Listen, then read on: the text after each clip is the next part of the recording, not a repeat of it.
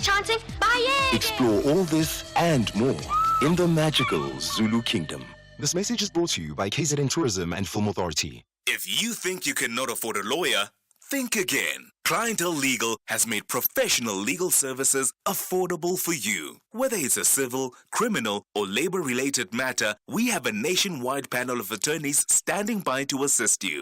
SMS SAFM to 32195. That's SAFM to 32195 and we'll call you back. Clientele General is a licensed non-life insurer and an authorized FSP. Standard rates and terms and conditions apply.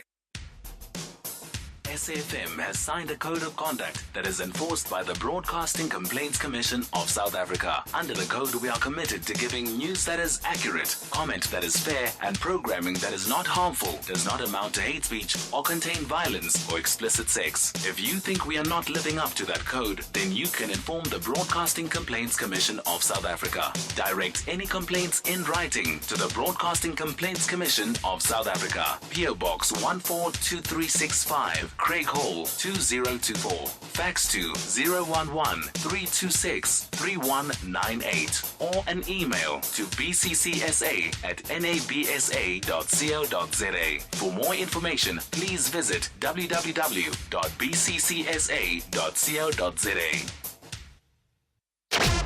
The Talking Point with Cathy Mohlahlana. Weekdays 9 a.m. till midday. Good day, Mr. Naisna. Just a thought. Can the government not create? I strongly feel that they should take some responsibility for these food poisonings that has been happening in spice shops and so forth. So maybe this already exists. I don't know. But if not, maybe they can. Those inspections that they do, maybe they can give out certificates to these shops so that I, as the public, when I enter the shop, I can see, okay, there's a certificate from government that has maybe a barcode scanner which I can scan and see for myself that the certificate for fitness truly does exist on a database, which means it's not a fake, it's not a fake certificate.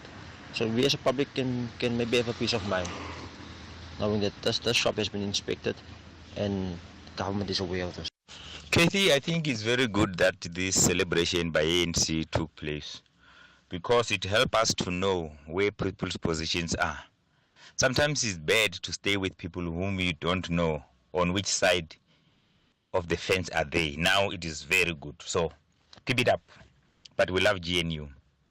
We don't want a coalition between EFF and MK with ANC because they are the same people who mess up with this country. So we're happy that the thieving, corrupt, incompetent comrades have got someone to watch over. And they will be doing well because now they realize that if they don't do better, the next elections are coming. So slowly but surely, those who lost, I mean, ANC lost a lot. How many ministers are given to the opposition? So it is a signal, and they are feeling it now. So they will keep losing unless they do something better, differently. Doing the same thing over and over again, expecting different same result in insanity. Good morning, Cathy.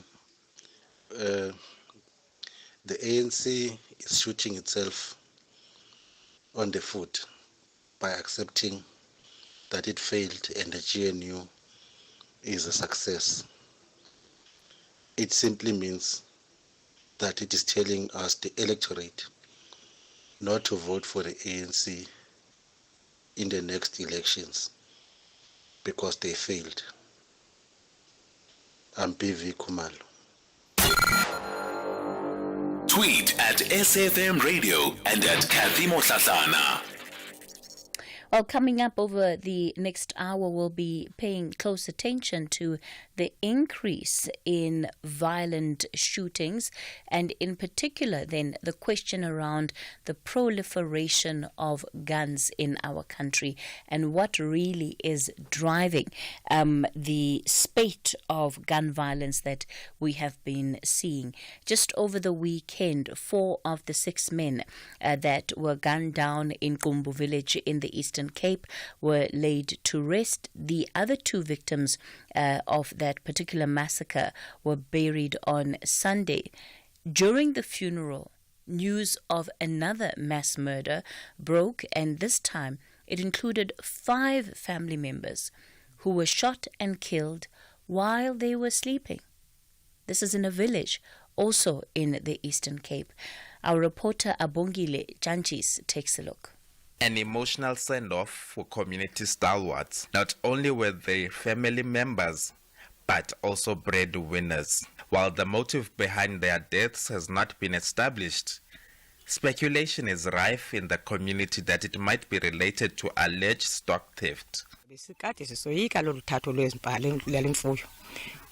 We are now more scared than before. We are living in fear. We need people to guard us. It's not safe now. We are struggling with sleep at night. So asizazi ngokunoba simekwe phindawo njengoba benditshilo ndathi abanye abantu sebelala lapha ngaphansi emithini. Izindlu bayashiya ngoba abaziboni zingathi singabakhusela. All of the deceased were part of the community policing forum aimed at reducing high levels of stock theft in the area. Lamadoda ibingawo insika zalelali. Ngamadoda lana He ebeqhasa says their ilali. hearts are shattered because these men were active community members. They supported the community in whatever way possible by ensuring they live in a safe environment. Violent crime is seemingly on an upward trajectory, particularly in the OR Tambo and Alfred Nzo districts, with 3 mass murders in the space of 3 weeks. Clearly indicates that we might be underestimating the magnitude of the problem we're dealing with. I think criminals are brazen.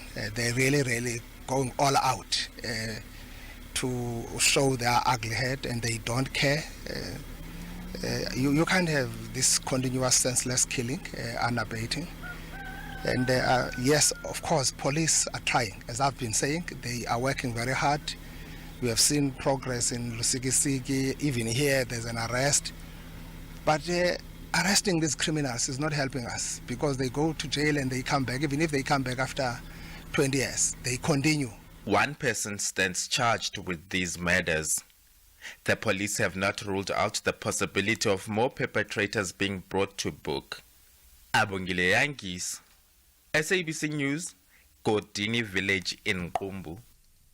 Let me welcome then onto the show Claire Taylor, who is a researcher at Gun Free South Africa. Claire, good morning to you. Good morning, Cathy. Thank you. Lindani Zungu is the founder and editor-in-chief of Voices of Mzansi. Lindani, good morning. Good morning, Cathy. Thank you for having me today. And David Bruce is a policing expert with the Institute of Security Studies. David, good morning. Good morning. Firstly, let's perhaps begin by trying to understand this moment that we are in. It certainly does feel like we are seeing quite an increase in these mass shootings and killings. It comes off what have been ongoing public concerns, not only around the high rate of crime, but what also seems to be the availability of guns in our society and the easy access to those weapons. Claire, how would you describe this moment that we're in as a country? I think Lindani wrote about this in the Mail and Guardian. It is an epidemic. It is a crisis that we're facing. 33 people are shot dead every day in this country. And Gun Free South Africa's monitoring of gun violence in this country shows that mass shootings, which we're defining as where 4 or more people are shot, either killed or injured, but where 4 or more people are shot. And in our monitoring, in the last 3 months, over 100 people have been killed in these types of mass shootings. To also note that we have not included in that figure people that are killed in police action. That's a separate issue, but we are seeing an increasing number of 4 or more people being killed in police action. And then to look at the issue of guns, it's true that the majority of these kinds of mass shootings and other gun crimes are committed with illegally held guns. And that's not always the case. For example, there was a case where 4 extortion suspects were shot and wounded by private security guards, and all of them were legally armed. So it's not that they are always illegal guns. But what we do need to recognize is that most, if not all, illegal guns in South Africa were once legal. So we have to tighten controls over licensed gun stocks to stop them leaking into criminal hands.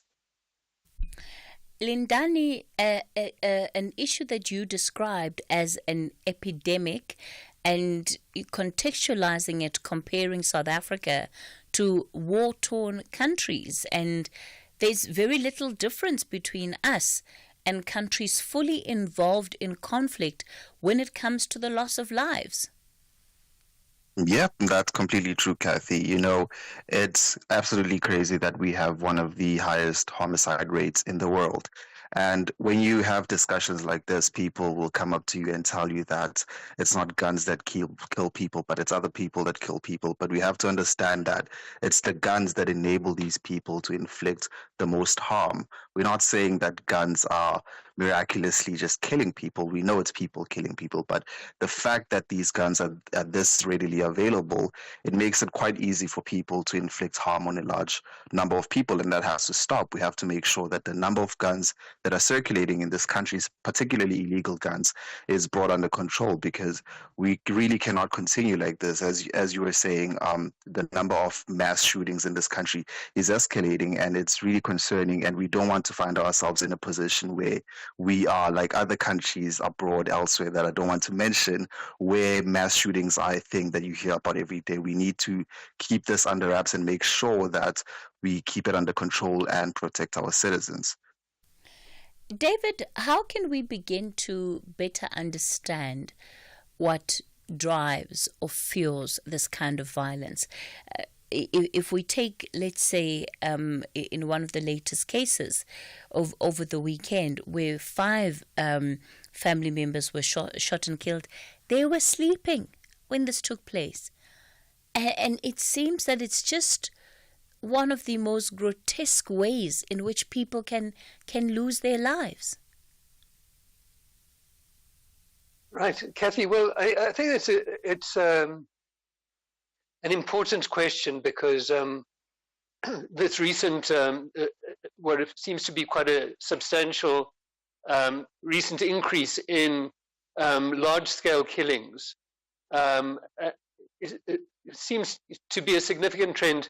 And I think that, what we need to acknowledge is that we don't really understand what why this is happening in so many different parts of the country right at this point in time.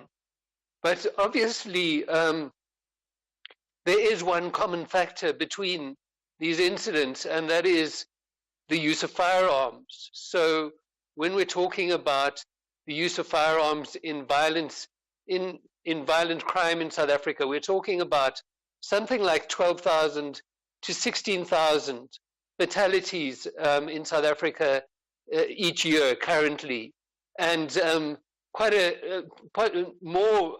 something possibly as many as 20,000 non-fatal incidents in which people are injured by gunfire.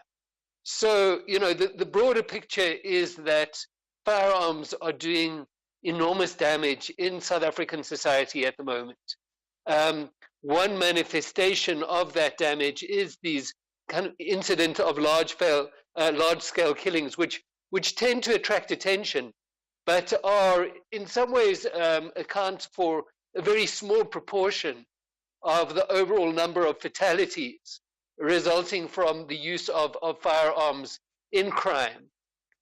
And so, in a society where guns are widely available to people involved in criminal activity, it makes these types of large-scale killings much more likely. I mean, the obvious point of comparison is the United States of America, where guns are highly available, very poorly regulated in many states, and so we see there that large-scale killings are a common occurrence, and likewise it's the general availability of firearms. that it, in many ways, makes these these types of incidents quite likely and possible in the first place. David, we seem to speak just very generically around what we believe to be, again, the proliferation of guns, in particular illegal guns in our country. But do we have any credible figures or statistics that give us a sense of the question of illegality? So is it just a perception that the majority of guns used in these crimes would be illegal, or is there other facts that back that up? Right. Okay. Well. I mean, I think it's a good question, and but let's just start off here. That there's, I think people tend to equate firearm crime and illegal guns, and as far as I understand, it is true to say that most of the guns that are used in crime are illegally owned. But we should always just be clear that firearm crime is not synonymous with illegal guns. So people can carry out illegal acts with guns that are legally owned. And so, for instance, in the context of violence against women, domestic violence, and so on, where people involved in firearm crimes against their partners are maybe using legally owned guns for that purpose. And secondly, also, what also just kind of blurs the picture is there's a gray area where firearms that are, in some respects, licensed firearms, but they've been procured. The licensing process itself involves corruption, and so those might technically be regarded as illegal firearms, but are in fact licensed firearms.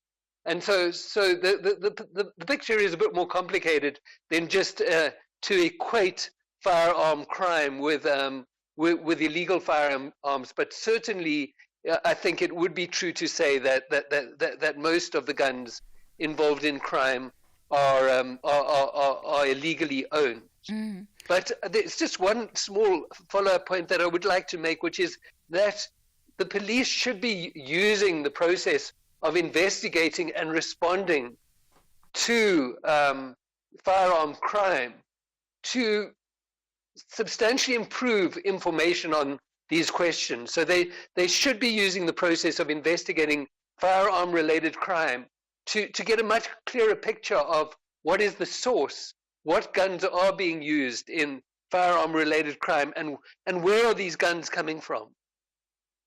Claire, do you also want to weigh in on the question around firearms and illegality?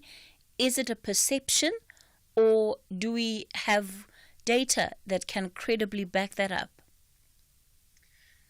So David's absolutely correct in his analysis of the situation as is in South Africa. So, for example, we cannot know how many illegal firearms there are in this country because they, by their very nature, are outside of any controls. But we do know that most, if not all, illegal guns were once legally held, and they were leaked into the illegal pool in a variety of ways. So one of the ways is that they are smuggled into the country from neighboring countries, but indications are that is a very, very small number of firearms. By far the biggest pool of illegal guns in this country are licensed guns that are held by the state and by civilians. And to give you an indication of that, civilians report the loss or theft of 23 guns every day in this country. So under the Firearms Control Act, if a civilian loses their gun, for example, in a robbery, they have to report it to the police. And on average, 23 guns are reported every day as being lost or stolen from civilians. Police issue firearms are stolen on average at a rate of 2 guns every day. But we also have other sources of state guns. For example, guns that are in police stores. So these are SAPS 13 stores, and these are often a source of illegal guns. We saw in the case of corrupt police official Chris Prinsloo, who accessed firearms that were being held in a SAPS armory awaiting destruction. He admitted to stealing about 2,400 guns and leaking them into criminals' hands, particularly on the Cape Flats. And of course, we've got guns that are lost and stolen, for example, from the military, as well as other government departments. And we really don't have a sense of how many state guns are lost or stolen because many of these government departments don't report to Parliament. And so one of the key areas that Gun Free South Africa has been lobbying is for greater transparency about loss and theft, but also accountability. Because too often we hear about these instances of firearms being lost or stolen, and then there doesn't seem to be any kind of conviction, prosecution, investigation, or closing of the taps that are leaking those guns into criminal hands. Sure. Thanks for that, Claire. Lindani, Claire has already outlined some of the ways in which these guns then end up in the hands of individuals.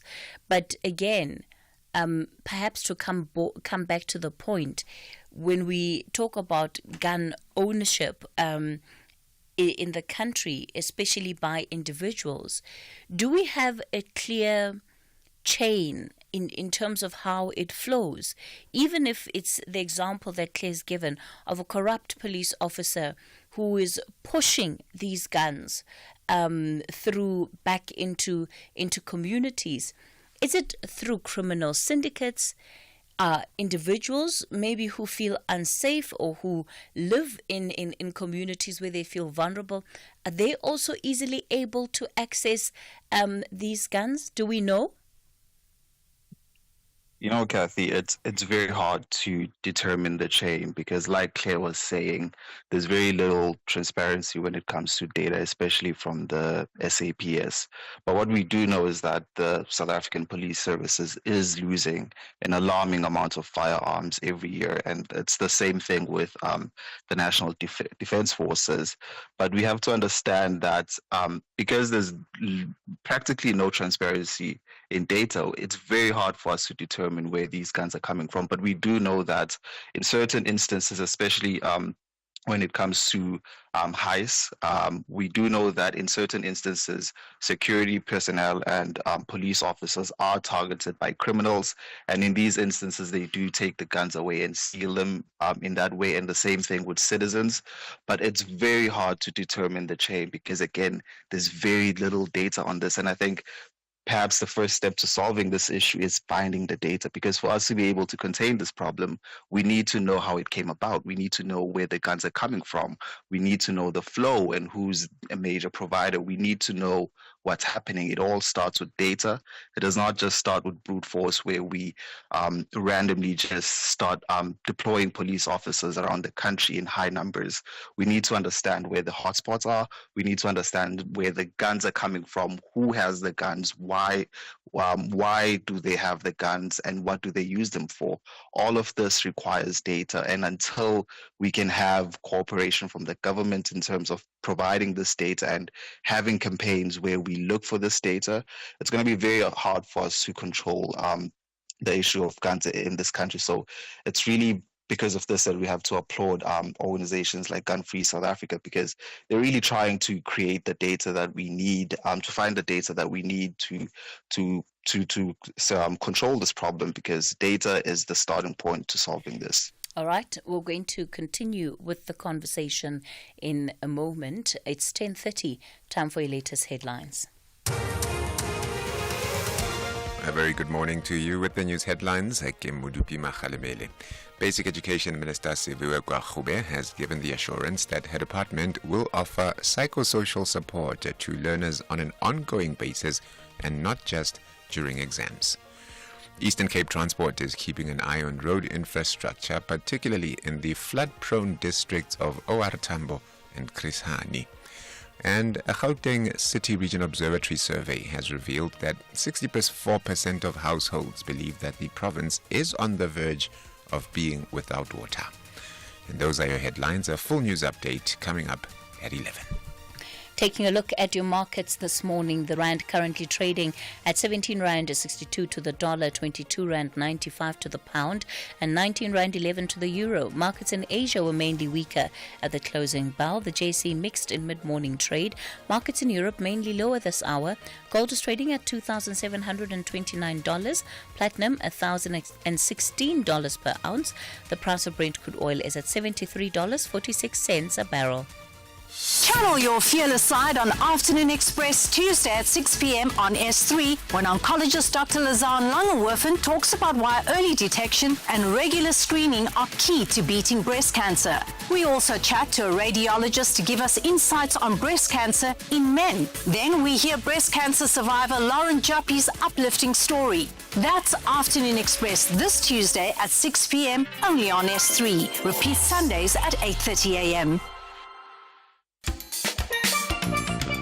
Join us for a daytime concert at the Botanical Gardens with steel panist Andy Narell. For a serene and melodic afternoon at the Botanical Gardens on Saturday, the 2nd of November 2024 at Pretoria National Botanical Gardens, and Saturday the 9th of November at the Walter Sisulu National Botanical Gardens. Tickets available from 200 Rand at CompuTicket, ShopRite and Checkers nationwide. Bring your family and friends and enjoy a relaxing afternoon of music and nature. No bottles and weapons allowed. The citizens of Manchester are highly motivated to cruise with a convincing victory against Southampton. It's brilliant from Grealish, and Guardiola's up there as well, and City lead. Meanwhile, the Saints are pumped up to fight for the entire match duration away from home. It's flicked on, and again the Saints have the effort, and this time he does score, and we're back in the game. This is the Premier League. Catch the exciting contest between reigning champions Manchester City FC and Southampton FC on Saturday 26 October at 3:30 p.m. live on SABC3. Also available everywhere for everyone, always on SABC Plus and SABCSport.com. Proudly brought to you by SABC Sport. For the love of the game. Cathy Mohlahlana on SAFM. You're listening to The Talking Point. We're looking closely at the question or the issue of gun violence in the country and trying to understand what is driving these high rates of mass killings that we see. Joining us for this conversation, Claire Taylor, a researcher at Gun Free South Africa, Lindani Zungu, founder and editor-in-chief of Voices of Mzansi, and David Bruce, policing expert with the Institute of Security Studies. David, the issue of having a high rate of killings in this country on a day-to-day basis has been made in this conversation. The mass shootings, of course, are the ones that get the national attention. They shine the spotlight on the issue. But if we are to look more holistically at this problem, how pervasive would you say that it has become in our society? Okay, well, there is some information from the SAPS on this question. So they've been providing data not only on crime statistics in the form of murder statistics and so on, but also they have been providing information on the instruments used in crime. There's questions about exactly how comprehensive that information is. So it isn't necessarily the full picture, but it clearly shows that there's specific provinces that are most strongly affected by firearm crime.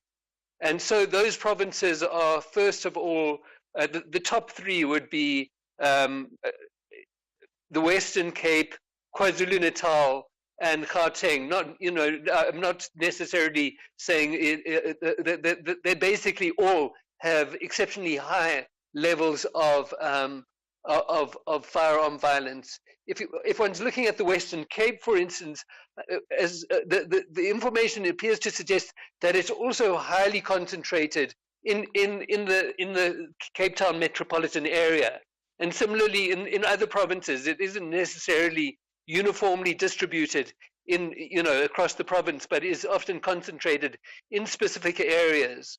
And so then after those three provinces, the one province which appears to be increasingly affected by firearm violence is the Eastern Cape. But then also it's important to bring Mpumalanga into this conversation, because the evidence also shows that Mpumalanga is also being affected by this phenomenon of increasing firearm-related crime and violence. If we're to then try and understand what is behind this, because if you take, let's say, your KZN, Western Cape and Gauteng, these are the most populous provinces in the country, and of course they also have within their borders the major urban centers of the country as well, the major economic hubs. So trying to find an explanation for how rural areas in the Eastern Cape are then falling prey to this kind of activity, or to this kind of criminality, and areas like Mpumalanga, where must we begin to look at for answers? David? Well, the one answer seems to be, and the term organized crime is in many ways a very open-ended term, but the one answer would appear to clearly be that there's certain types of criminal groups who are sometimes it involves conflict between various different groups involved in crime, and so organized crime appears to certainly be a factor, partly in the distribution of these firearms, but then also in the use of these firearms. But then also, if we're talking about organized crime, we might be talking about quite different things in different parts of the country. So, for instance, in Gauteng, organized criminal groups might, for instance, be significantly involved in robbery, and Gauteng remains the robbery capital of South Africa. For instance, vehicle hijacking. Statistics are far higher here than in other provinces in the country. In the Western Cape, you have these various kinds of gangs.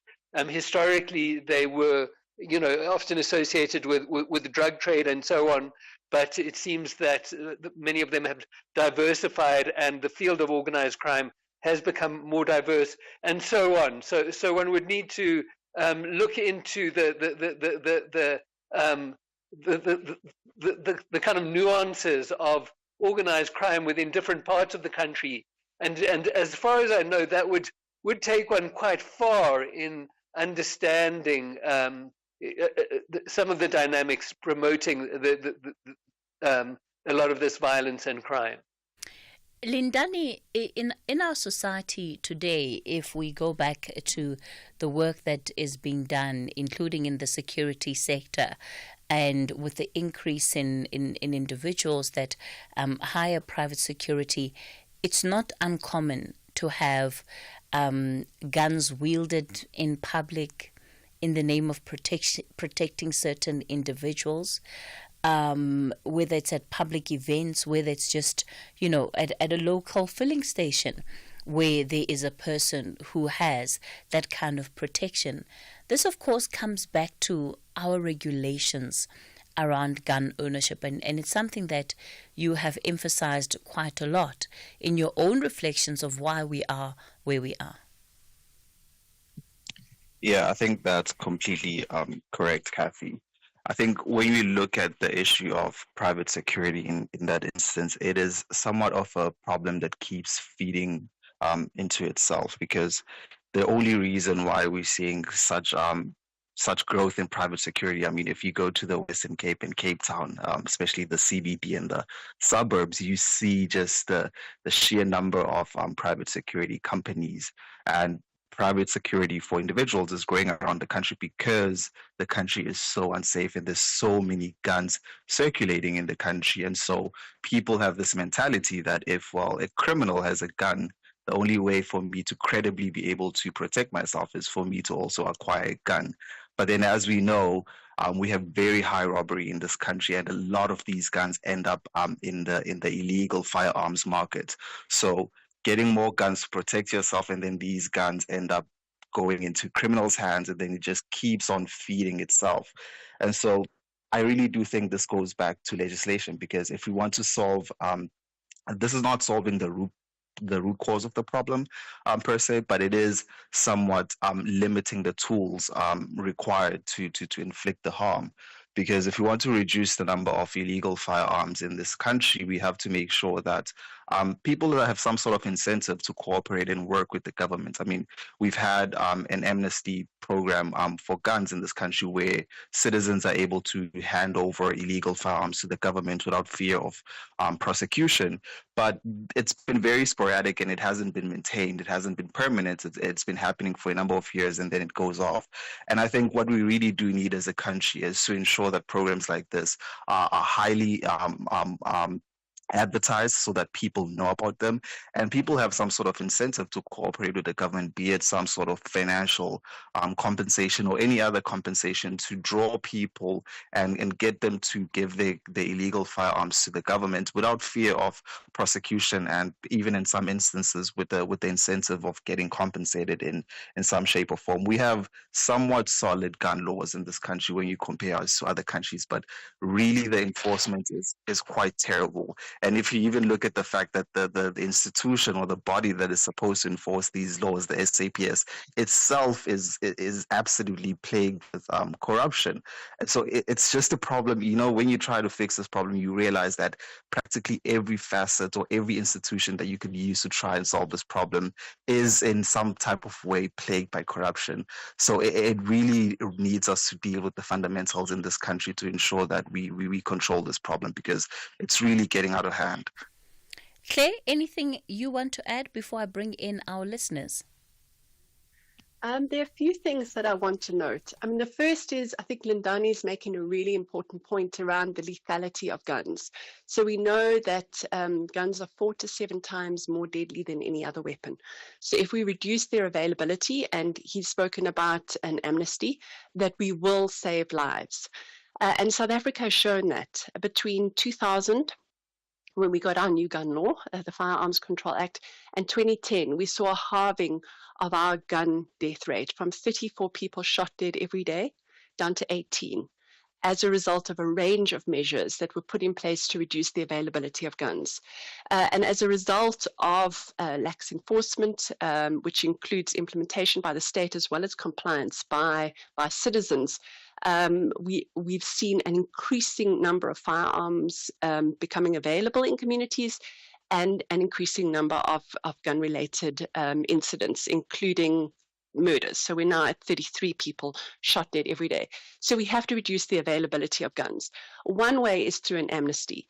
Government's response has been through Operation Shanela, which is essentially a police stop and search operation.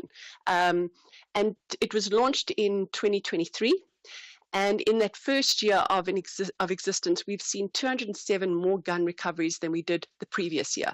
So it hasn't been very effective at recovering guns. And so we need much more. We need intelligence-led operations to recover guns.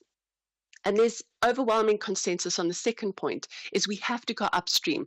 We cannot keep recovering guns that have leaked into the pool. We have to stop them leaking into the pool. And that means going upstream and tightening controls over licensed guns. And one of the key areas that Gun Free South Africa has focused attention on is strengthening the Central Firearms Registry. It has been dysfunctional for over 20 years. 343 million rand that was put into dealing with it was written off as wasteful expenditure by the Auditor General. There's a new contract that's just been awarded to a company to overhaul the Central Firearms Registry's database system. We need transparency around that. And we need a whole of government approach to dealing with the firearms crisis in South Africa. Lindani has spoken about the corruption in the police, and that means that the police are incapable of dealing with the firearms crisis in this country. It has to be a whole of government approach. It's not enough to leave it to the police to manage this. All right, thanks for that contribution, Claire. Skosana, you're in Northern Ireland. Good morning. Hello, Skosana. I just want to talk because to obtain a firearm in South Africa, it is not easy, but to have a firearm license, it's useless. The reason why I'm saying this, during COVID, I got dropped in Witbank, and then I shot a fire. And then when the following day, when I go to the police and open the case, they ask me, did you shot the fire? I said, yes. They said, okay, we're going to open a case against you. And when I go back a little bit, my ex-girlfriend went to the police and then I pointed her with a firearm. So to me, to have a firearm license, it is really useless. Hence, the people will go for illegal firearms. Okay. So, Skosana, in your instance, what charges were you facing, or what was the action taken against you?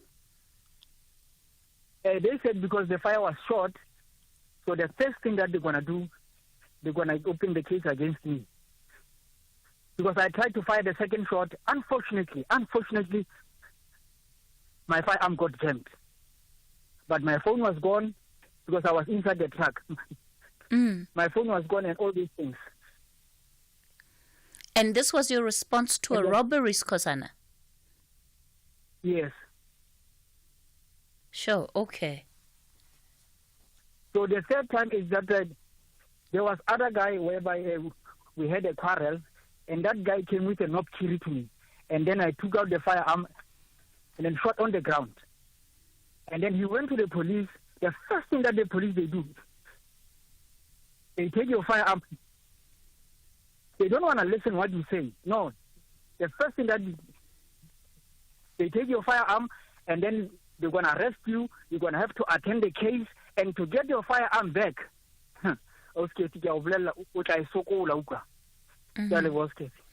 Okay, Skosana out in Northern Ireland. And, Skosana is reminding me of the issue of conflict resolution and how we resolve conflict in this country. Somebody comes to him with an obkiri, he pulls out his gun. When you look at the murder rate and you begin to unpack that murder rate, how much of the killings that take place are retaliations in response to arguments. I'll let the experts speak to that a little bit later on. Colin, you're in Cape Town. Good morning. Good morning, Cathy. Good morning to your guest. Cathy, there's such a lot of high-caliber weapons in this country. Number one, they are smuggled in the country. You get the Zama who's armed to the teeth with high-caliber weapons. Now, I want to also know, our freedom fighters that came back after the war, is there any record? Whatever happened to their high-caliber rifles? Was it handed in, or had they still got it, or what? Is there any record of that, which I doubt? And those weapons that they brought from the borders after the wars, when they were fighting whatever they were doing, they brought it back into the country. So, and another thing too, the borders.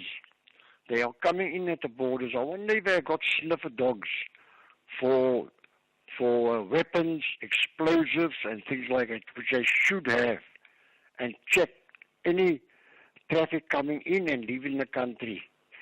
And the thing is this, there is so many of those weapons around in this country, and they are military weapons. Even our defense force is losing weapons. People are stealing weapons from our police stations. We need tighter security there. Thank you. I'll listen on radio. All right. Thanks for that, Bye. Colin. 90s baby, you're in Ekurhuleni. Good morning. Good morning, House Katie and your guest there. During the time of Nelson Mandela and Thabo Mbeki, you will find the South African soldiers and police walking, driving and riding in our townships, maintaining order and crime around SA. Even Zuma's time, you will see police officers in large numbers doing a stop and search in the streets, looking for harmful substances. In our township today, we see a large number of foreign groups that are unemployed, but they own houses. They are money. They drive big brand buses, trucks, and so forth. You see that they are unemployed, but they are financially able. Today's police are so big in extortion. I grew up in Davidson. Station, Etoile police station, and Westfontein police station. South Africa. They use state cars for their own personal benefit. They arrest anyone that they don't financially benefit from. They extort money from these foreign-owned stores. Their vans are present outside these shops where they go in empty-handed but come out carrying products sold there. Even establishments that sell alcohol, they go in and come out carrying 6 packs of alcohol, cigarettes that they take for themselves. What we get is that the IOs, even the investigative officers, are the ones that destroy dockets in exchange of bribes. Our townships are crime-owned by Zimbabweans, Mozambicans, Lesotho people, and etc. They are undocumented. They have taken over our townships. Young South Africans are active in crimes and drugs. There is no law in South Africa. Even them, those foreigners themselves, they tell you that South African law in terms of crime is not strong as it is there in their home where they come from.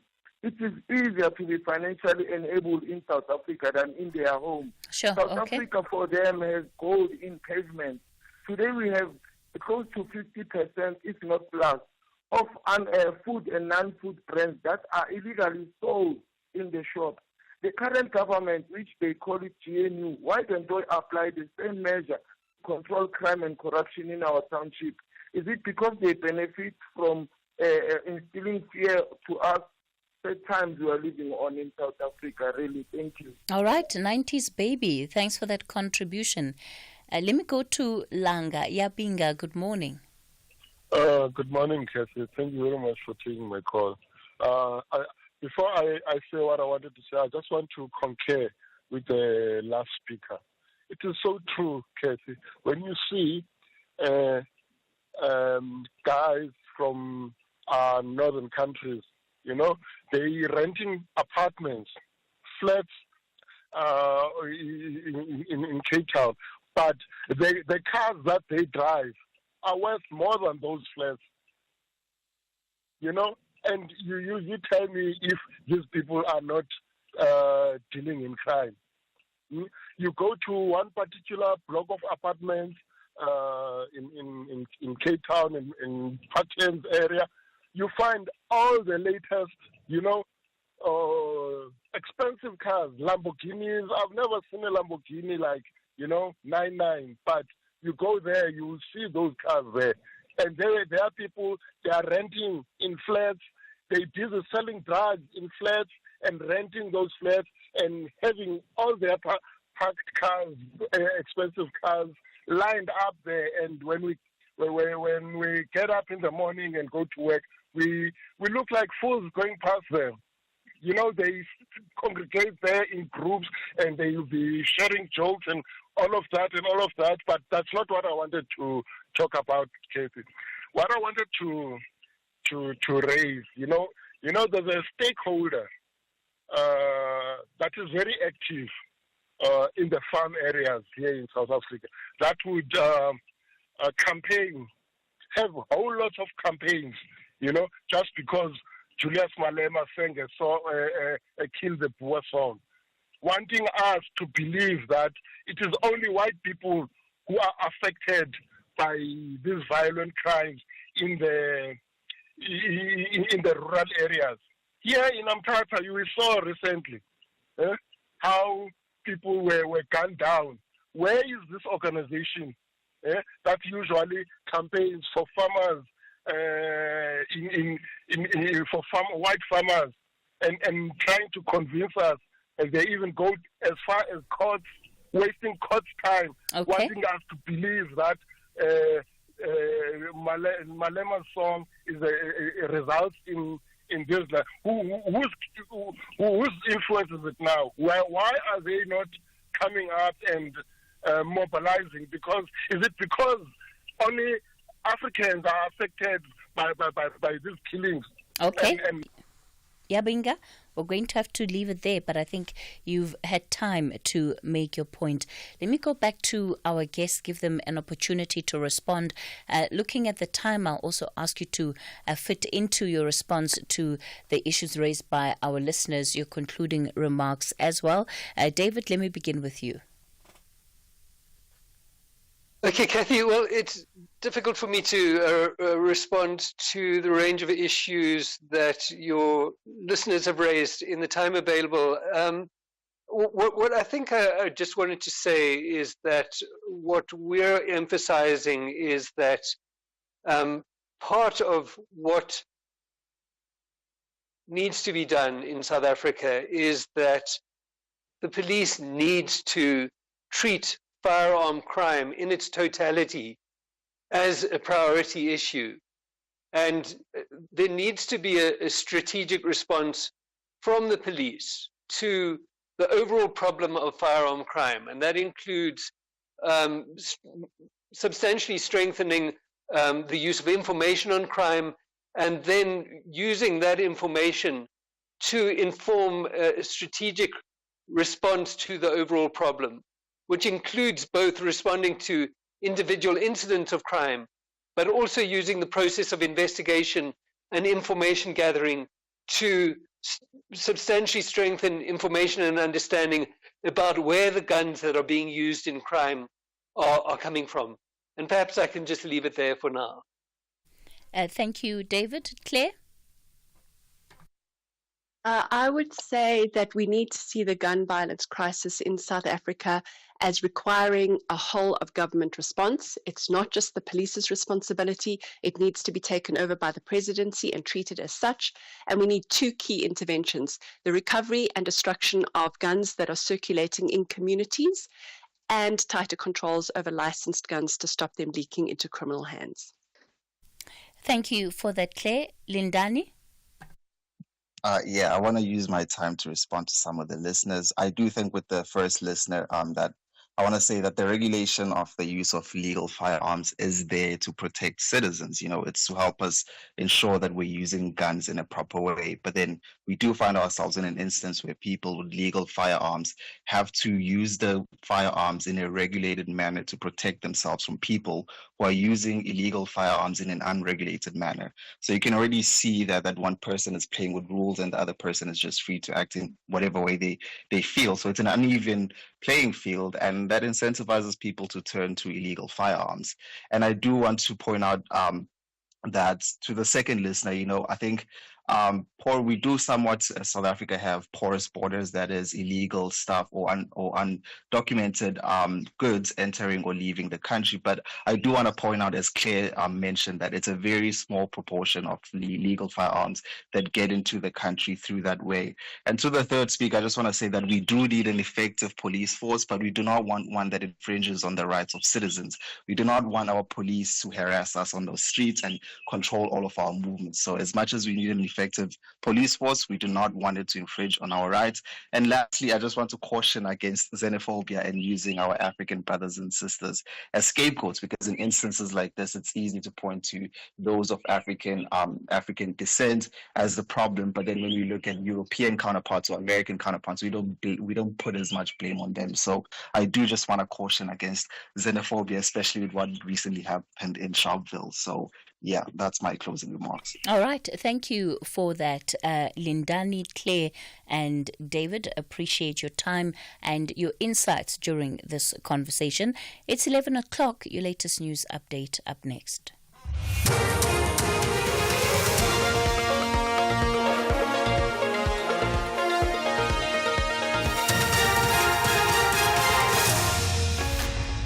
Stories this hour: psychosocial support for stressed matriculants, and protesters disrupt a London film premiere.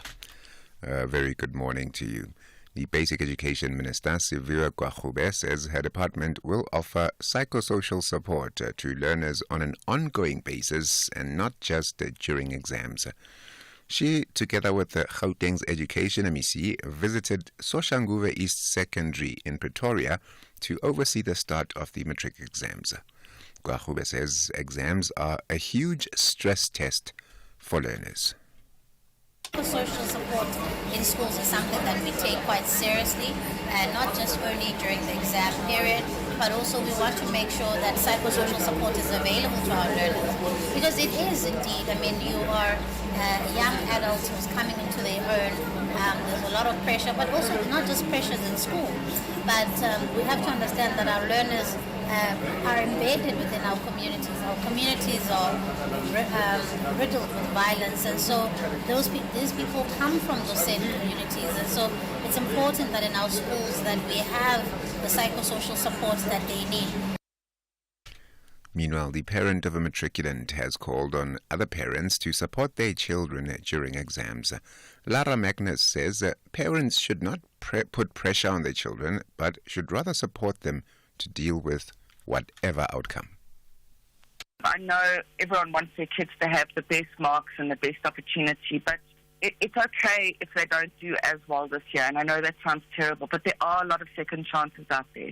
There are bridging courses. They can redo things. Don't put all the pressure just on them for this so-called momentous occasion. There's a lot of life they've got to live ahead of them. And so their courage and their ability to get up, even if they're knocked down, is also a really good trait to kind of foster in your kids. So it's okay if they need a second chance. Just breathe with them.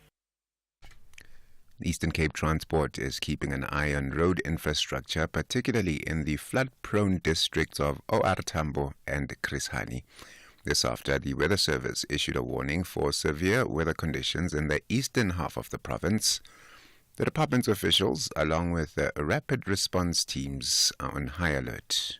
Department spokesperson Unati Bingosi. These rains could not have come at a worse time for us as the matric class of 2024 kicks off their final examinations today. But we are keeping a close eye on those areas that are prone to floods and damage to infrastructure, areas such as Takadu in the Krisani district, as well as Port St. John's in the OR Tambo district. A Gauteng City Region Observatory survey has revealed that 64% of households believe that the province is on the verge of being without water. Some parts of the province have been battling with water cuts in recent weeks. The provincial government has linked the widespread water cuts to aging infrastructure, poor maintenance, and rising demand. The survey has also revealed that households have lost confidence in the government's ability to deliver services efficiently. Gillian Maria is a researcher at the observatory. 64% of households in Gauteng do believe that Gauteng may run out of water, which is extremely high. That's the highest it's been, even when in 2016, when we had water restrictions in Gauteng and day zero was a reality in Cape Town, a household had more confidence in water. And animal rights protesters have disrupted the London Film Festival premiere of Piece by Piece, an animated documentary by Pharrell Williams. The musician also works with the fashion label Louis Vuitton. The activists from the group The Ethical Treatment of Animals unfurled a banner and chanted in protest at the use of fur in some of the label's collections. Recapping the top story at 11 o'clock, Basic Education Minister Siviwe Gwachube says her department will offer psychosocial support to learners on an ongoing basis and not just during exams. For SAFM News, ke Modupi Mohlahlana. SAFM 104 to 107 nationwide.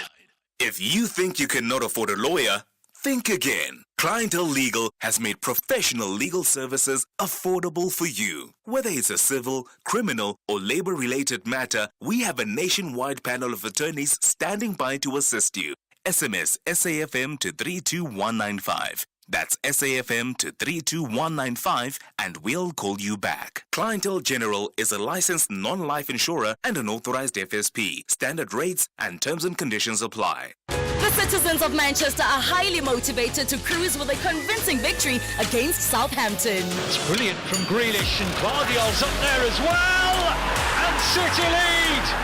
Meanwhile, the Saints are pumped up to fight for the entire match duration away from home. It's flicked on, and again the Saints have the effort, and this time he does score. And we're back in the game. This is the Premier League.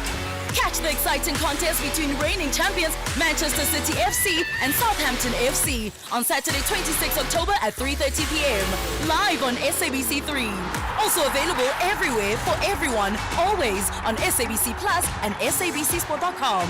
Proudly brought to you by SABC Sport. For the love of the game.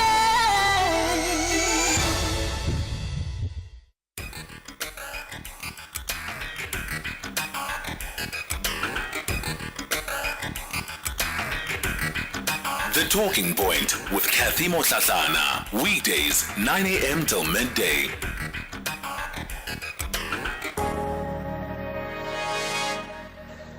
Good morning, Cathy. How are you, Mafuta? Cathy, I'm worried about the violence what we are seeing in Mozambique, the killing of an official from the opposition party. I think the region must stand up. We call upon the Troika on Defense and Security to act upon this. I don't think Mozambique can afford another disturbances on top of Cabo Delgado, Cathy. Good morning, Cathy and my fellow SFM listeners. This is Whiskey from Pararenzani.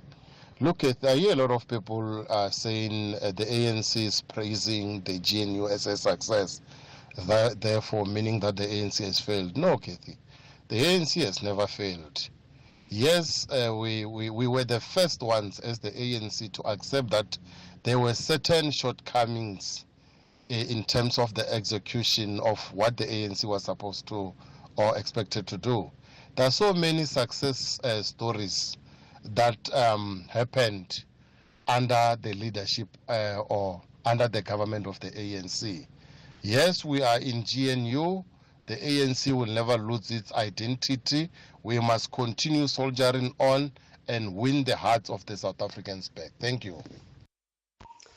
Hi, good morning, Cathy and your team. This is Boris from the Western Cape. Cathy, when it comes to guns, illegal guns, the issue is not only the issuing of legal firearms, but also the justice system and how they deal with these criminals when they are catching them with these illegal firearms. They must get heavier sentences. Even those who are involved in all these illegal guns, like the SANDF, the police. And then again, these guns also come from across the borders. So justice systems would be harder on anyone found in possession of illegal firearms, illegal ammunition. They should get life sentences. Morning, this is Cathy Mohlahlana, Val.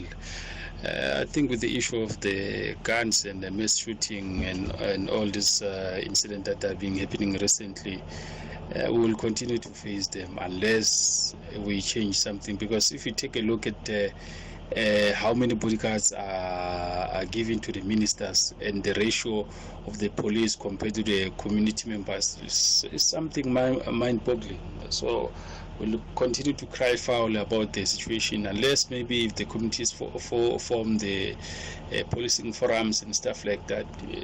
Look at the farmers. They have something that called plus patrol and all that. So if us as a community can form such things, really it can come into handy. Otherwise we'll just be crying to government. Government, they don't listen. Good morning, Cathy, your guests, your team and the listeners. With regard to firearms safekeeping, the biggest loophole, or one of the biggest loophole, is the law. If I'm a private citizen and I apply for license to possess a firearm, I'm required by law to have a safe. In fact, the police will come and inspect my safe to see if it's approved by SABS. This is where the problem comes from. Police members are allowed to go home with the work firearms, and they are not required to have safes at home. That is a problem.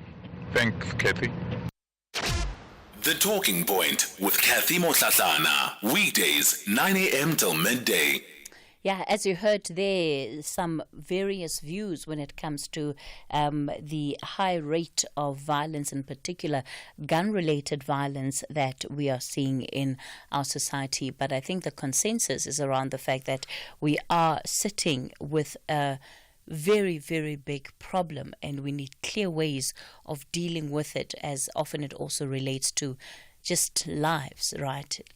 Too many lives are claimed in this country at the hands of guns, whether legally or illegally owned.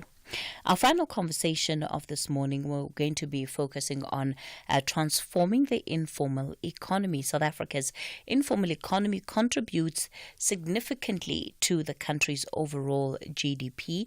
That's about 6%, and job creation worth 7.5 million people. This is 7.5 million people are estimated to be employed in the informal economy. It's compared with 9.8 million people in the formal economy. The township economy in particular is one that has been identified and seen as the biggest growth potential, and that if you have the township economy really geared up and brought to a level where it needs to be, it could help in alleviating the high rates of unemployment. However, the informal market struggles. This is when it comes to accessing things like credit, when it comes to digital profiles, lack of the ability to actually bank, are just some of the challenges that these businesses in the informal sector face. Lance Faneroff is the co-founder and chief strategy officer of Identify. Lance, good morning to you.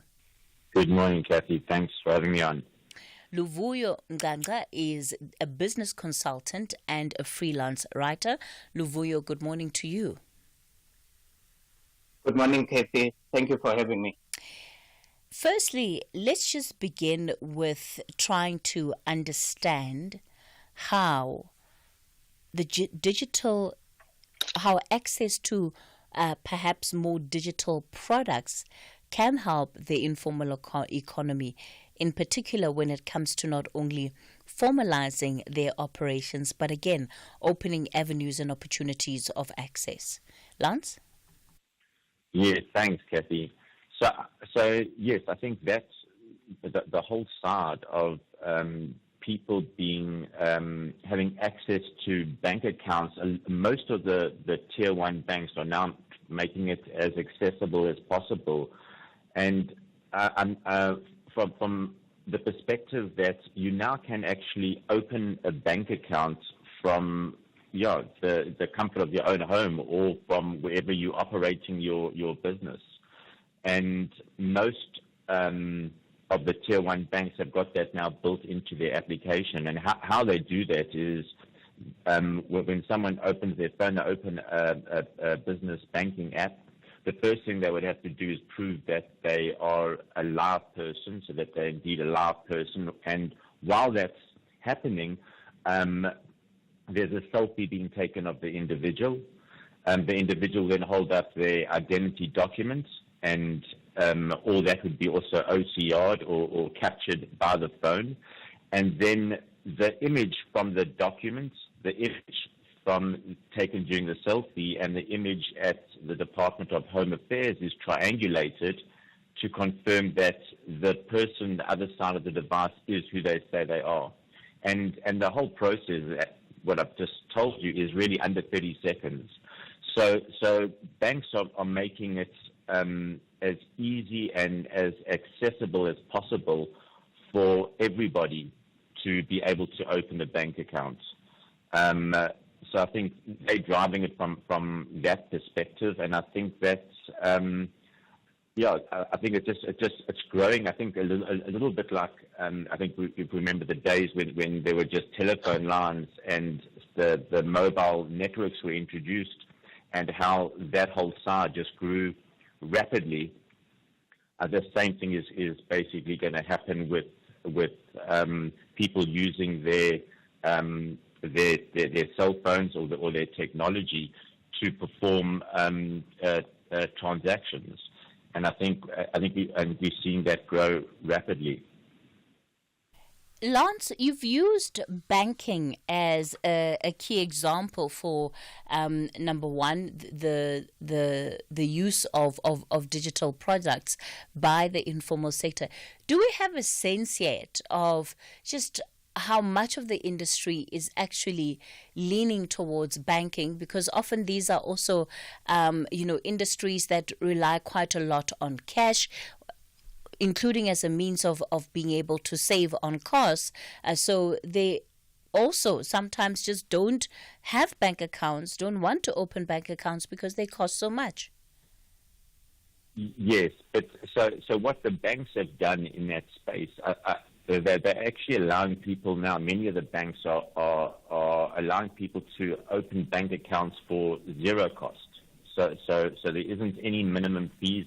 I think some banks might have a fee of $5,000 a month or something along those lines, but many banks are actually come right down, and it's really from the banking's perspective, they see the informal sector as a massive opportunity.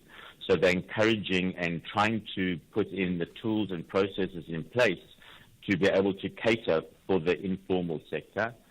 And with regards to the cash, I think we're also seeing like a big shift. It's happening slowly where people are moving away from cash. One of the big reasons, obviously, is security. People money being stolen, people being held up, whether it's individuals or whether it's companies. And we're seeing that where many companies, even like coffee shops, for example, these days won't take. They actually got signs on. We don't take cash. So we're seeing that happen like across many businesses, and I think it's going to also flow into the informal sector.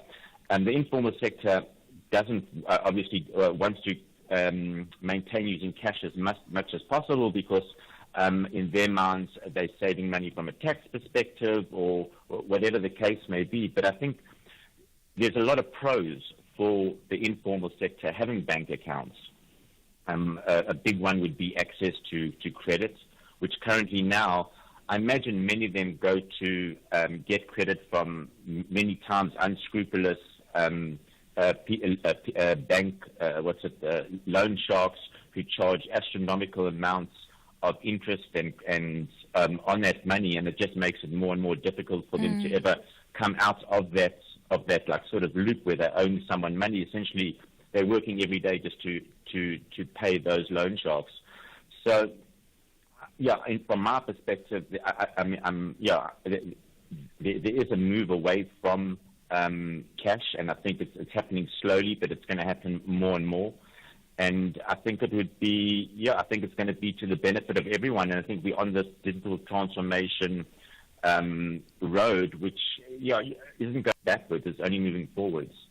Luvuyo, do you get a sense that having more and more, whether it's individuals, businesses who are able to access digital products and in particular banking products, that this has the ability of transforming the sector and maybe even formalizing the sector? Are we there yet?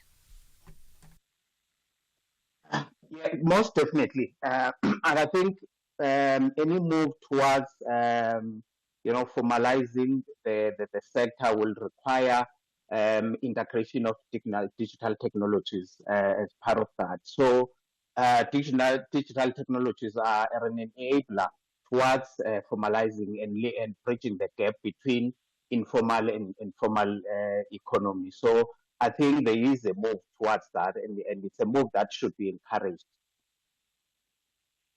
When you look at the challenges to entry, Lance says you now have a lot more people able to access these products because banks have understood the challenge. So, they're now charging a minimum for people to be able to create online profiles. How do we move beyond that? And do we need to move beyond that for these businesses? Because, again, if one is wanting to scale up their business, having a banking profile is just the beginning. It doesn't mean that you suddenly are able to access loans any easier than you would have before. Yes, I think it's one of the major challenges that the township businesses are confronted with, and I think there comes in the role that government now has to play in ensuring that they provide support for township businesses, incentives for them to be able to start and run and operate their businesses to a point where they are able to be able to run sustainably and be able to access all forms of financial assistance, either from government or from the private sector. But I think government has a big role to play in that space. Lance? Yes, so I do agree. I also do think that the technology, like due to the smartphone and even the very low end smartphones, really does put it all in the hands of the informal sector business owner. In fact, if we see people in the streets these days, even if you take, for example, people selling the magazine. They've got all SnapScan QR codes, so people don't even need to give them cash. They can just scan the QR code and pay them immediately. So that is happening, and yes, there is definitely training and education and skills development, but that's something that needs to happen and isn't something that's a start and end. That needs to be continually happening. So. I agree that the government does need to put in programs, but I think the fact that if people have got their smartphones or very, very low-end smartphones, even via that device, they should have access to all that training, to all that information, whether it's YouTube video clips or just connecting with people the other side that have got experience in that particular field. I think that technology certainly can enable that skills development and help grow that informal sector. So I do think that it is something that will be a win-win all round for people using it as well as for the financial institutions.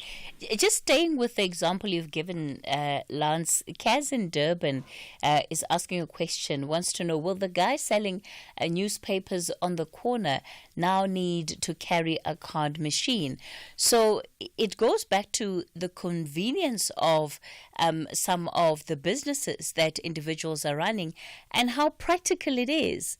To have a SnapScan QR code for customers to be scanning in the middle of traffic while, this guy is trying to make sure that he sells as many newspapers as possible.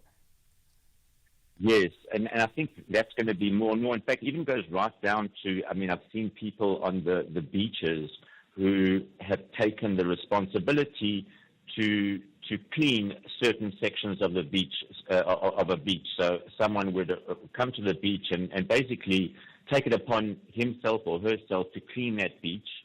And what happens is he's now got a QR code, so people leaving the beach to show their appreciation would basically pay him via QR code. They can no longer say, sorry, we haven't got money, we'll pay you next time. Everyone's always got their mobile phone with them. So we've seen that grow and become more relevant everywhere.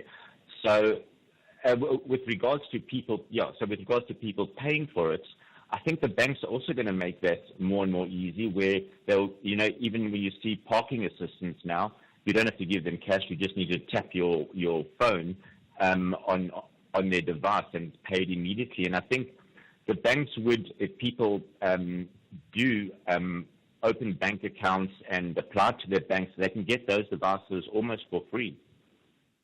So as long as they're doing transactions through them, I think it'll end up paying for themselves. So the banks are very open, and I think, obviously they see it as a big opportunity to tap into the informal markets, and I think it will be beneficial for the financial institutions, and I think it'll be beneficial for the individuals, especially if we take times like what happened in COVID, like the informal sector should have had access there as well to grants or whatever payments that there were, but because they're not part of the system, they haven't got bank accounts, they haven't got tax numbers, etc., they become excluded.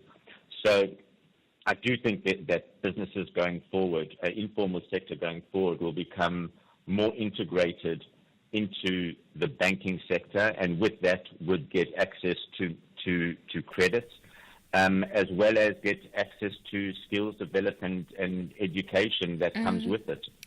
Part of, and you'll correct me if I'm wrong, both Lance and Luvuyo, part of the assumption around the potential growth for the sector is also centered on the fact that, the customers are already online, the customers are already active, and, that they have banking profiles, that these are customers that are, quite efficient or proficient rather when it comes to using online banking profiles.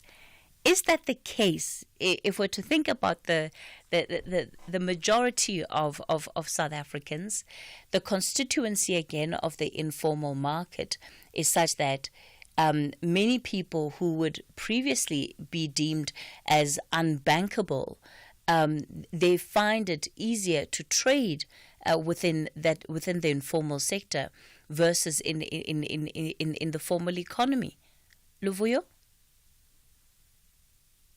Yes, but I do think that if you look at the fact that quite a number of South Africans, especially young South Africans, already have access to cell phones and all the technology related to that, so which enables them to use and also to trade with. So I think it makes it easy for them to already to connect with their customers, because most of the customers are already online. And I also think it also helps to address some of the other challenges of crime and other issues that are now more common these days, of extortion. So if they are using the digital technology to trade with, therefore it makes the process much more safer and much more easier. I'd like you to try and tackle that issue for me, Lance, of people. Yes, you might have businesses that are adapting and wanting to go digital, but is this where the customers are? Yes, it is. And I think it's also that, they say the chicken or the egg. You need both to be able to, you need both willing to be able to transact that way. And certainly, I think people much rather would prefer not to walk around with cash for security reasons. And people, I think if people have got the ability or the opportunity to be able to pay for informal services sold by or services and products sold by the informal sector digitally, I definitely think that they would choose that over carrying cash. And we are going to see a big drop in crime from that perspective. I mean, the reasons why a lot of the coffee shops or generally shops have signs outside, we don't accept cash, is for, like, the big part of it would be security reasons. Other big part, people don't want to hold cash because it's much more expensive to deposit cash into a bank than it is just to do a normal transaction into the bank. So I definitely think we're going to see a massive spark and a massive growth in terms of people using their mobile devices to procure goods and services from people in the informal sector that are able to offer those services. In fact, I think that there would be people that in the informal sector that are able to offer services and products for people to pay digitally, I think will increase faster and quicker than people that only accept cash. Okay, we'll continue the conversation in a moment. I want to hear from you. What are some of the goods you buy from maybe a local vendor, part of the informal economy?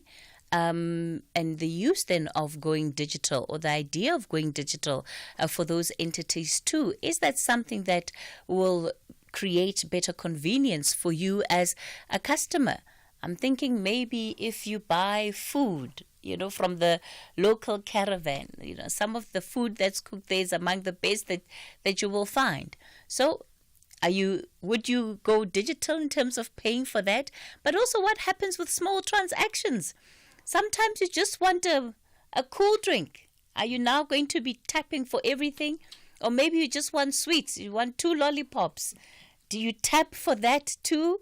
What are the associated charges? Let's have the conversation. 086 000 2032 is the number to dial on the WhatsApp voice note line. 0614 104 107. It's time for the latest headlines. Very good morning to you. With the news headlines, Cathy Mohlahlana. The Teachers Union SADTU says it is worried that out of the 1.1 million learners who began grade 10 2 years ago, only 827,000 will be writing their matric exams. Basic Education Minister Siviwe Gwachube says her department will offer psychosocial support to learners on an ongoing basis and not just during exams. And the High Court in London is today expected to begin hearing a civil trial over the responsibility for Brazil's worst environmental disaster, the collapse of a tailings dam in 2015. Details of these and other stories at midday. Is alcohol affecting your work? Is alcohol affecting your family? Is alcohol affecting your relationships? Visit aasouthafrica.org.za or call 086 143 5722. With Alcoholics Anonymous, you need never stand alone again. This is a SABC supported initiative. 16 teams of Mzansi Africa's Elite League are back to the battlefield. Ngamandla Masha. They all believe ukuthi kuzoba right, kube bright, as they navigate the path to the final. This is the second edition of the Carlin Knockout Cup. Fagukesi. Catch the unmatched passion and drama of Ipola Lasemzansi. The Carlin Knockout Cup, live on SABC1 and SABC radio stations. Also available everywhere for everyone, always on SABC Plus. Proudly brought to you by SABC Sport. For the love of the game.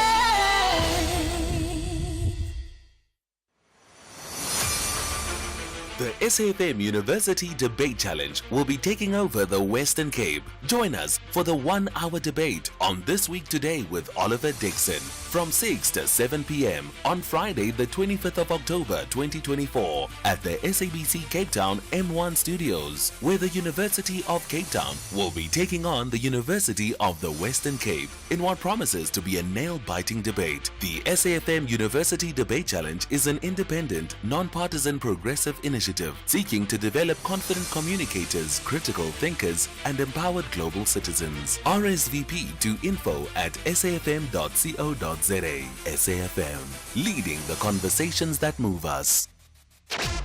The Talking Point with Cathy Mohlahlana. Weekdays, 9 a.m. till midday. Hi, Cathy.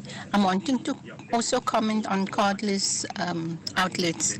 I mean, if you're wanting to just buy a muffin that's under 20 Rand or a chocolate, something small, then you have to actually use a card also to do that at these cashless outlets. It's very frustrating. I think it's just a way of the banks making money, because with each transaction, you actually get charged. Thank you. Hi guys, William here from East London. Yeah, it's a great concept, but just something to keep in mind. There's a massive shift in the world now, getting away from smartphones. We run a small business that when we basically work only on selling dumb devices, selling older devices, selling devices that are not smartphone driven, that are not leaving a digital footprint behind. So although it's a great concept, yeah, there'll always be people that'll have digital phones with them and smartphones with them, but there are many people moving away from smartphones. Or the non-Google, non-Apple type smartphones that are not smart enabled. Geez, that's something to think about too. A shift away from smartphones. Again, it goes back to the customer, right? So how many of the customers in the informal economy do we think use smartphones in the first instance, right? How long will it take for there to be parity in as far as what potentially the businesses are offering as a point of sale versus what the customer actually wants to see happen.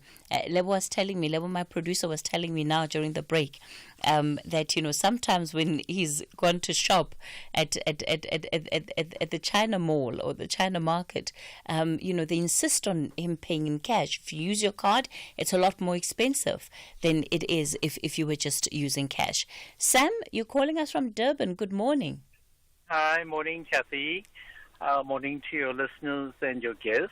I think, digital concept, the world has gone digital. But as your previous caller mentioned, has to be a service charge or a service fee on that amount of purchase, no matter how minimal or maximum. But what happens when the internet crashes, and we're not far away from that happening globally? We're not far away from the internet crashing. Cash is king. If you don't have cash, you're going to starve to death. So it's not an impossibility. Now we have Starlink. You play games with Elon Musk. You press one button, he'll shut you down, shut your country down until you pay up, etc., etc. But it's not an impossibility. It happened to the airlines globally, where things went disarray for a day, for hours. I hear you, Sam. Although, of course, the idea of a complete global internet shutdown may come across as a bit of a conspiracy, but you use a good example with the airlines and what we saw happen, was it last month or 2 months back? And that, of course, had a significant impact on traveling and on travelers. Yeah, we could have said the same conspiracy about COVID in 2020, March 2020. Was there a conspiracy where the world had to shut down? It's the same thing is going to happen. That was a disease. This is going to be a digital shutdown, a crash.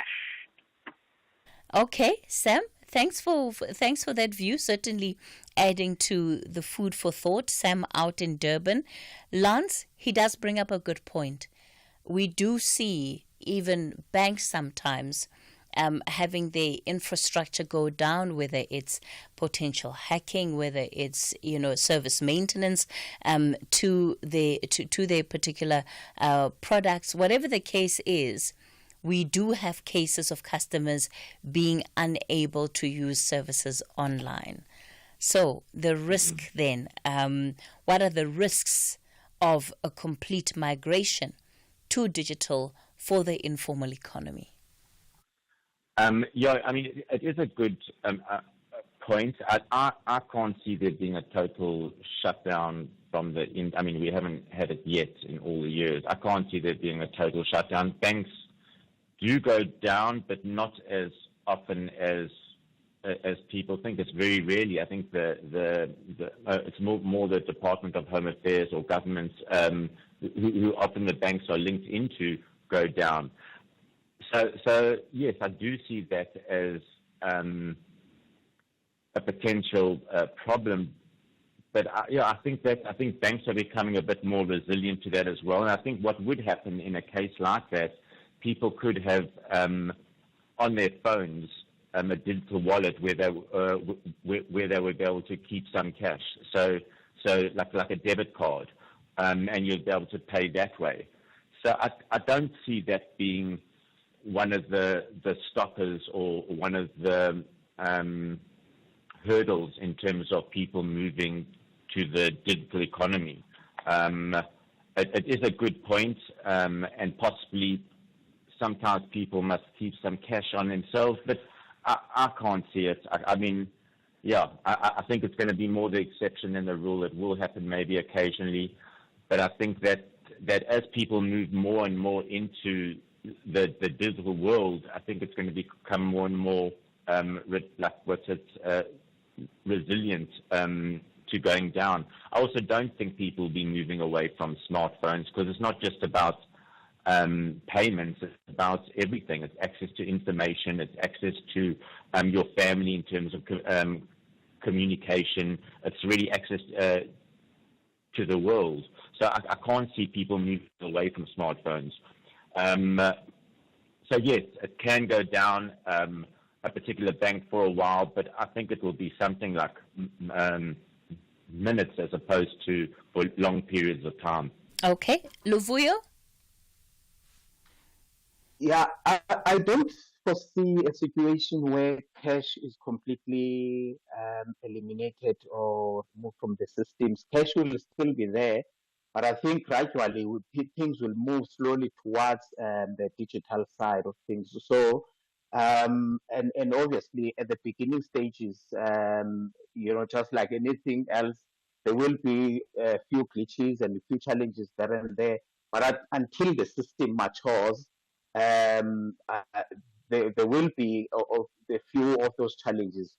But as the system matures and more people get into the system and getting used, and more customers as well as more businesses get into the system, then things will become much more better, and the system will obviously transform as the time goes. Luvuyo, please then also reflect on this issue of the purchases, right? And where one is spending a very small amount of money with a particular trader and the associated costs of that. Is that not an impediment to why the switch to digital should happen, or even if it's just around encouraging people to look at the options that are available to them? Yes, I think it's a valid point, which therefore requires an involvement to engage the banking services, the banking companies, to make sure that the costs are kept at minimum, especially for the informal sector, because then once the costs become too high, then it will therefore discourage any businesses from using the technology. Therefore, the banks also have a bigger role to play in terms of making sure that they minimize the cost aspect. But then again, going back to my point, cash will still be there. I still believe that cash will still be there for the foreseeable future. Yeah, look, I think, also in an industry where there's a lot of skepticism, how many people are more likely to trust their bank under the mattress than they are to actually go digital? And no, I'm not trying to be controversial. Janusz, you're in Cape Town. Good morning. Hi, good morning. Good morning to you, Cathy. Listen, in Japan, one of the most developed technically country, 70% of the transactions are done by cash. So no, they are also, my son is the director of the New Zealand which is actually telling me he's in cyber protection. So telling me that don't get rid of any on the money. At the moment, banks will tell us, because of they can be stolen and all this. The moment when we're gonna get rid of the money, the bank gonna have a total control of us. They will come, to the scam. They will gonna charge us more because there will be no competition. So please don't encourage people to get rid of the money because it's something in the contrast of the bank. Bank have got an interest. Their interest is to get rid of the money because they then can control us totally. They can charge us how much as they want. Nobody will do anything about it. Yeah, look, Janusz, I hear the point you're making completely. And it's not like banks themselves are seen as amenable, right? It's not like they have been taking the lead in creating access. So certainly they're not doing this for charity. Lance, your final thought? I think like what the viewer said, it's not going to be one or the other. I do think there will still be cash for a very, very long time into the foreseeable future everywhere in every country. But I do think that there is going to be a bigger shift in terms of from a trust, from a security perspective, from multiple areas that people will move into digital payments and digital transactions and digital bank accounts as opposed to only having cash. So, yes, it will be a place for cash. And I do think that banks want people to move into to be able to use more digital payments. And I think the reason is, if we see over time, the bank charges have come down. So, and cash for banks is actually very expensive to handle. So when people go to cash, you deposit in cash, the banks do charge a lot of money in a way disencouraging it. So, I think there is going to continue to be a rise in people using payments, and I think those in the formal sector that embrace it will grow much quicker than those that only offer cash transactions. Okay. Thanks. Lance, thank you for that contribution. He's co-founder and chief strategy officer of Identify. Luvuyo, 30 seconds, your parting shot. Thank you so much. I fully agree with Lance. Ultimately, in order for us to integrate the informal economy with the formal economy, the digital aspect has to be there as an enabler. So it creates that linkage, that important linkage, and also for businesses in the informal sector to be able to build that capacity for them to have access to loans and other forms of funding. They will need to embrace digital technology at some point, but obviously it's going to be a process, not an overnight thing. All right. Thank you. Luvuyo, thank you for your contribution to this conversation as well. That's where we leave it for the Monday edition of The Talking Point, the show. Back with you again tomorrow between 9 and midday. The Meeting Point with Koketso Sachane. Should I test your Norwegian and say Guvelt? Cookbelt. Hvordan går det med deg? Oh wow, it's like that. That's what happened 2 years. do you remember that I'm getting ahead of myself in the conversation, but do you remember that live? Do you remember the 2 years spent in Norway? Yeah, I mean, that's a huge part of my life, even that culture is a huge part of my life. I'm fluent in the language. I spent 13 years in Norway, so it's a huge part of my life. Trumpeter, composer, and band leader Ndabendle Zulu. Koketso Sachane on SAFM.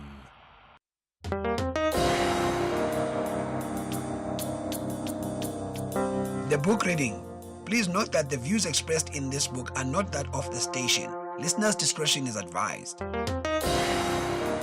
SAFM presents another episode of A Life of Purpose, written by Luvuyo Wochela and Lumkile Wiseman Kuhlu. The reader is Lerato Velase.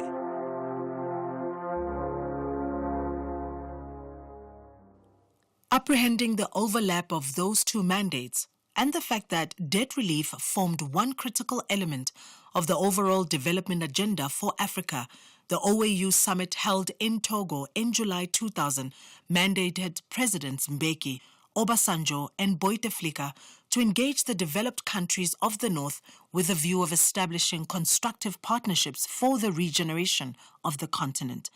The three presidents raised the issue of a mutually beneficial partnership with the G8 at their summit in Japan during July 2000. As a result of these developments, the three presidents decided to work jointly on developing a comprehensive response. Their working arrangements were formalized through the establishment of a steering committee composed of two senior advisors or officials from the office of each of the three presidents. Mbeki appointed Wiseman and Alec Irwin and his representatives on the steering committee. The appointment of a minister to the committee was a strong signal from Mbeki about its strategic significance. Equally, President Obasanjo appointed long-service senior government officials, Ambassadors Patrick Cole and Tunji Olagunju, as his representatives, and President Bouteflika appointed Ambassadors Mohamed Acheche and Rabah Hadid. It became Wiseman's other key responsibility to introduce the representatives of Presidents Obasanjo and Bouteflika into the MAP process, even though he himself was fairly new to the process. As it turned out, the steering committee held their first meetings in Pretoria on 22nd and 24th of October 2000.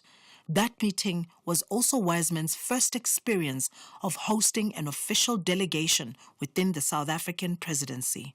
Its opening session was addressed by President Mbeki, and the MAP concept document, which was an advanced draft, had been forwarded ahead of the meeting to the offices of the other two presidents. The MAP document covered the vision statement, guiding principles, and key program areas at a high level. The 2 days of deliberations yielded an amended draft and a long list of issues to research and to discuss in future meetings. One all-important matter discussed at that meeting was the appropriate name for the program, and overall it was felt that one of the key ideas that had to be captured in the name was partnership. Already in the South African presidency, MAP was known as the Millennium African Renaissance Program. But there was appreciation of the centrality of partnership in the vision for African renewal. From April 2001, MAP would stand for the Millennium Partnership for African Recovery Program. Wiseman enjoyed being invited to participate in the MAP initiative. The responsibility put an official stamp on what would be his daily schedule. Besides, he was more than happy to be actively involved in a strategy directed at the socio-economic resurgence of the continent. In many respects, that responsibility brought him closer to fulfilling his long-time dream of participating in a wide-ranging economic vision for the OAU. Working assiduously after the October 2000 meeting, he became part of a team that assisted the three presidents in the further development of the MAP document. The presidency offices in Pretoria essentially became the focal point, and by March 2001, a more advanced draft was released, highlighting 107 key points. This became what was possibly one of the most comprehensive documents ever produced on the African Renaissance Initiative. Overall, it centered on a pledge by African leaders to work together on a unified vision to eradicate poverty and to place their countries, both individually and collectively, on a path of sustainable growth and development, and at the same time to participate actively in the world economy and body politic. Above and beyond providing a backdrop to the state of the continent, the MAP document focused mainly on what it termed Africa and the globalization revolution. The document